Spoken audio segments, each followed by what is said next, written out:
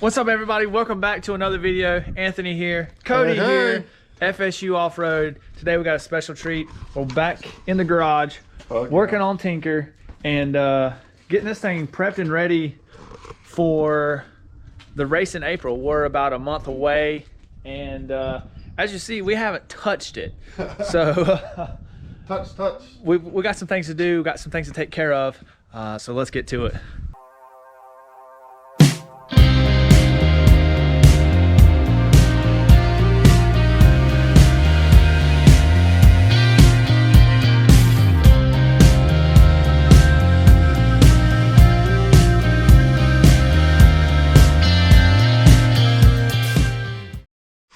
Okay, first things first, we definitely need to address a few things here on Tinker. One being the up travel.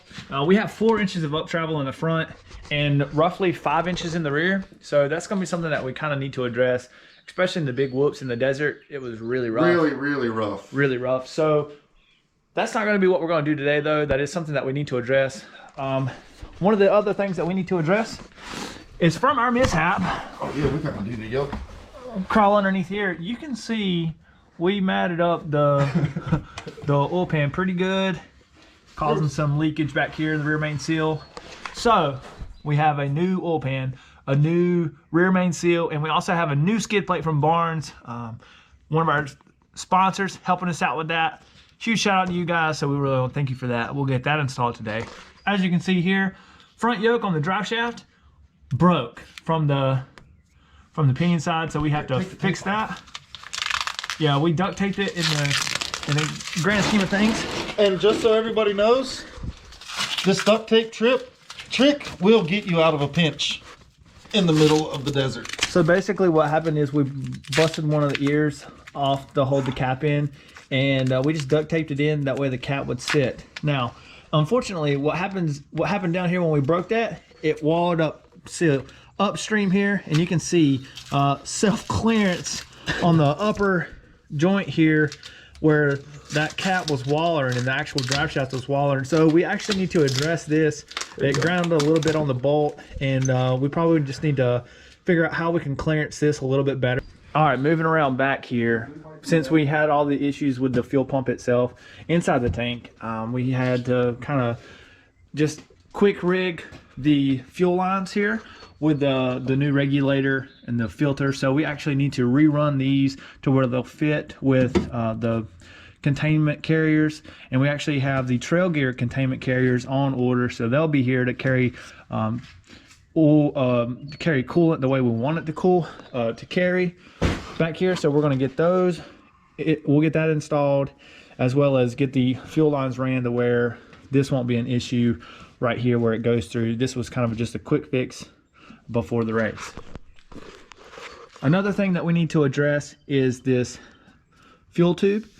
It's really flat. I thought it was going to be good enough, but whenever you start pushing a lot of fuel in here, it kind of backs up in the hose, just because there is a flap in the tank there for a rollover.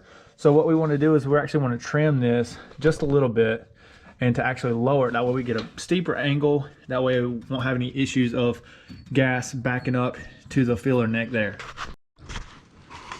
Another big issue that we had, once we did actually break down and we had to use the winch, one battery was definitely not enough in the race scheme, with the engine being on and the battery and everything like that. So we're going to have to incorporate another battery, and as you see, it's tight corners back here. So what we're going to do is we're actually going to slide this battery forward, and our special bracket that we built, we're going to have to cut it back out. That way we can get 2 batteries in here, and it shouldn't be an issue. We shouldn't have any issues of that in the future, but that's just something that you won't know unless you're out there trying it out. Just saying. With that being said, with the dual batteries, obviously we're going to lose our fluid carrier right here in the front. So we're going to have to make up an issue or make up an area to carry our extra fluids. So what we did was we actually ordered another trail gear carrier for the 6 quarts. And what we're going to do is we're going to actually squeeze it back behind the seats here in the center console. It's really hard to see right now, but we're going to squeeze it down here, and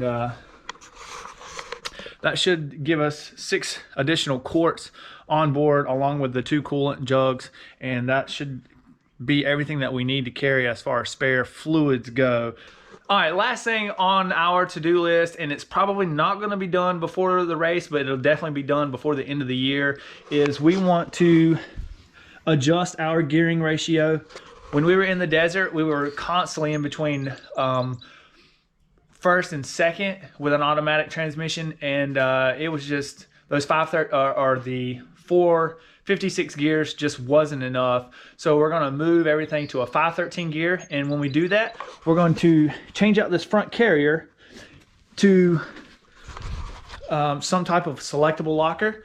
We'll do the same thing for the rear to kind of make it more streetable whenever we're not racing, and as well as change out these worn hubs. For racing applications, we're just going to go ahead and put a slug in there and not have to worry about it, and then that should take care of all of Tinker's initial issues and flaws.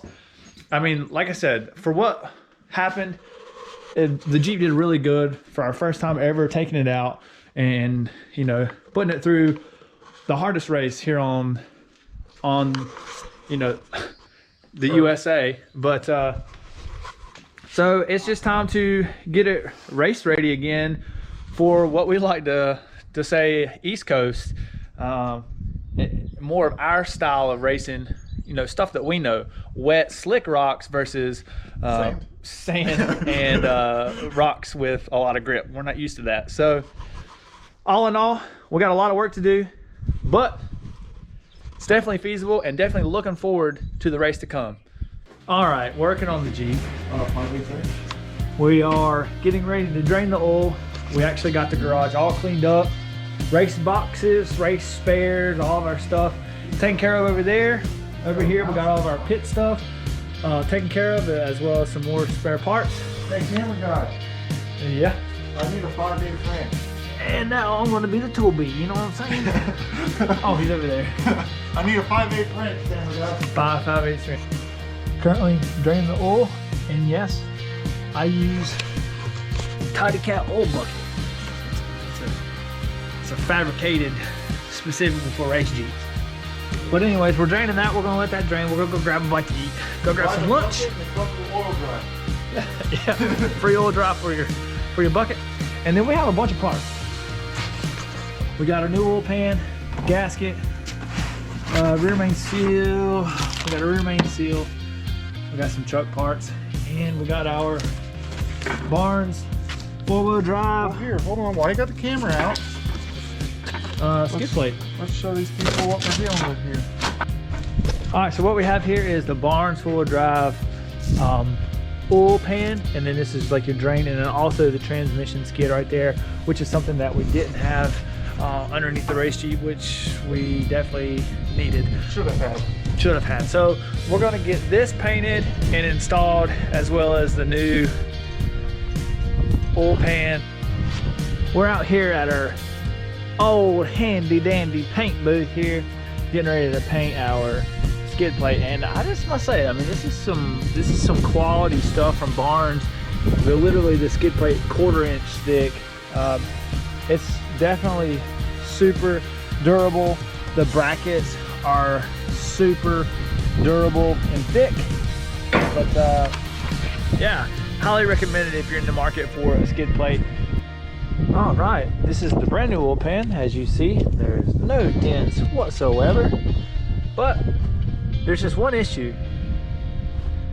I think it's time we turn this nice shiny black into a nice shiny pink for Tinker. Oh yeah, that's much better. All right, digging deeper. That was just for you, buddy. Taylor, that was for you too. It was my idea. That's Cody's idea, but still, it was for y'all. Currently replacing the rear main seal in the Jeep. Cody's putting in the top half. I'm working on the bottom half here, and then we'll get everything bolted back in there, and then we'll put the 100,000 bolts up there for the oil pan. All right, everybody. This time it's Cody with the camera. So right now Anthony's actually turning wrenches. You don't actually get to see him do that very often. And he's just tightening up the splash pan there. And we're getting ready to put this one piece Velcro gasket on, which is really the only way to go with this. The 2-piece one's kind of pain in the butt to put on. This one's all one piece. Comes with these nice fancy line-up studs. You put one on each corner. It holds the gasket up while you put the oil pan on, and then these come off. So we're getting ready to do that here in a minute. There's the pink oil pan, and we'll see y'all in a minute. And there you have it, the nice shiny pink oil pan underneath here. We just got to finish up putting the bolts in here, all 1,500 of them that you got to put in there, all around everything. But get this thing installed, make sure it don't leak, and that's one thing down. All right, it's the next day. We got the Jeep all put back together. Got a little steam coming from the exhaust there, but rear main seal looks great. There's no leaking up in here. There's no leaking behind the flex plate. No leaking around the actual fan itself. So I think we're good to go. And we have a nice bright pink oil pan for the next race. Well, we're back here prepping for the next race. About to go sit inside. Yeah, and we are round 2 in it of the pink springs. Yeah, they returned. That is not new the same springs. These are new springs. Hey, y'all. Cody's back here. Hey. And we just happened to pick the worst weekend to completely work on it because it is freezing. We're a couple weeks out from Kentucky, but we're here getting this thing ready. So while we're working on the Jeep here, getting the springs painted pink again, it's time to fix some of the stuff that we broke. Starting with this good old enduro joint. Yeah, you're not supposed to be able to do that. So we need to take this bolt out, put in some new poly bushings here, get this joker rebuilt. That way we can get the rest of this situated. As you see here, we got the oil pan skid plate, got the pink oil pan here situated. We're gonna have to fix our drive shaft over there, but this will at least get us started in the right path. Alright, the next thing that we're doing, we are currently mocking up and fixing this oil pan skid from Barn Sword Drive. It was a little long for our application, so we're just going to cut about 3.5 inches off and trim up some of the edges here. And then Cody's actually working on the broken yoke that we had underneath the Jeep here. There you go, y'all. Actually, you can see the tooth on this side actually broke off. Okay, well, it's freezing out here again, and we're still out here in our handy dandy paint booth. And this is our old, well, I shouldn't say old, it's got one race on it. Rock Crawler 3.5 spring versus the Rock Crawler 5.5 spring. So 2 inches of difference there, roughly. Working on the front here, we got both sides taken apart completely. As you see here, we have a failure on the brake line. Cody accidentally dropped the axle too far, and the brake line snapped. So that's okay, we'll get that fixed, not a problem. But now it's time to get everything situated and ready for the springs. Alright, Cody's putting back the Link, the rebuilt one. Working on that. Trying to get the front ends back together. I'm back here working on our dual battery system. So this was the old tray that we had built, and then obviously our jack sits up here. But we're gonna actually take this back panel out, slide in a dual battery system here, slide the battery up as forward as it'll go. Cody actually got the front all back together. We broke a brake line, he's got it fixed. He did everything with it. So we'll have to do some alignment with it for sure. Maybe take the lower links out, bring the axle forward a little bit more. But we have the up travel that we wanted. We now have 5 inches versus 4 inches of up travel. So we should be really good to go. In the front, got our winch line re-spooled. Everything's situated with that. And then working our way to the back now. Cody's about to strip the rear end. We fabricated new brackets for the dual batteries, so you can see the dual batteries sitting in here. We're getting ready to get those wired. And while he's working on that, I'm going to work on these fuel lines and get everything situated there. Making good progress. We're actually getting somewhere now. It was a rough start. Yeah, you got to take 3 steps back to go 2 steps forward in this process. So remember that going forward on your builds. All right, guys, I wanted to come to you really quick, just give you a live update. Or not really a live update, but just an update, quick update rather. Check it out. We got the belly pan all installed here. You can see there's a quick opening here for the oil, so we'll be able to change oil rather quickly. Everything's super close, and this thing is stout. Again, this was the barn's full of parts. Belly pan, we had to do some modifications, and I just saved you guys a bunch of time. Basically drilled a bunch of holes for these to fit. Kind of countersunk them, that way they can fit flush, that way they don't get damaged on the rocks. And we slide over here to the upper link here. We kind of clearance that out. Got it all situated here for the drive shaft. That way it won't have any issues. And the next thing to do is put our new yoke on when it comes in. Put in our little piece right here. And this thing will be back up and running just about. As I said, we got our dual batteries installed here. Got our jack back in place. Working on the fuel lines as well. These are just loose right now at the moment, but we did cut an inch off of that pickup or the feed tube, so we should have better angle there. That way the fuel doesn't fill up in the back. Now the next thing to do is trying to get this mounted where we want it. That way we can have our coolant container holder there. This is roughly about in that area there. Regulator, filter, feeding it down out of the way. That way we can put our spare tire back, spare parts, and then once we do that, get the front drive shaft back together. This thing will be ready for Kentucky. I just wanted to show you really quick kind of what we did. We used the existing bracket that came with the fuel prop regulator, and what I did was I just straightened it out, bent it, cut a hole where the fitting could come through, and then I just welded it actually to the frame. That way our filter can fit up here. We'll have a 90-degree bend and then run it back to the supply. It's super hard to see right now. Let's see if I can turn some lights on for you. But we got it all done. We got everything plumbed. Hoses re-ran where they should be. We have our supply here, our return, our filtered supply from the tank. Everything's nice and tidy. I got some 8 AN clamps there to hold those together coming, so that when they get here, we'll get this all nice and secure, and then we'll put our fluid carrier right here, and then we'll start re-putting our spare stuff, parts, tools back in the Jeep and getting it ready for the race. So I wanted to show you guys how these work really quick. As you can see, it's literally 2 pieces with a little Allen bolt that bolts them together. And what you do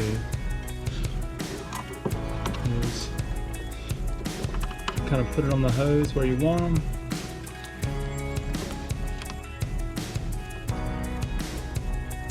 It provides adequate space between the two. Like I said, it adds some rigidity and some strength. I'm not going to tighten down all the way, but you can see how that works. You can tighten it. When I get it all the way tightened, I can figure out where I want it. But that's basically how that works. keep some spacing, add some strength to them. I'll put a couple on these fuel lines, and then we'll be done with the fuel and everything. Then the next thing we're going to do is start putting the Jeep back together with spare parts, tools, and everything. But you know what? I think I'll wait and show that to you in the next video. So I think that's going to be it for this video. Hope you like what you saw. Make sure you like, comment down below. If you haven't subscribed yet, subscribe, hit the notification bell, and we're going to continue uploading videos on this build along with other builds coming in the future. But that's going to conclude this video of getting Tinker here ready for Kentucky in just a couple of weeks. So we shall see you guys in the next one. But I'm gonna RTD the crap out of it. so Did you do that? yes, You RTD the crap out of the yoke? yep, that was me. I don't want oil coming from anywhere. RTV everything you can. Don't let him say otherwise.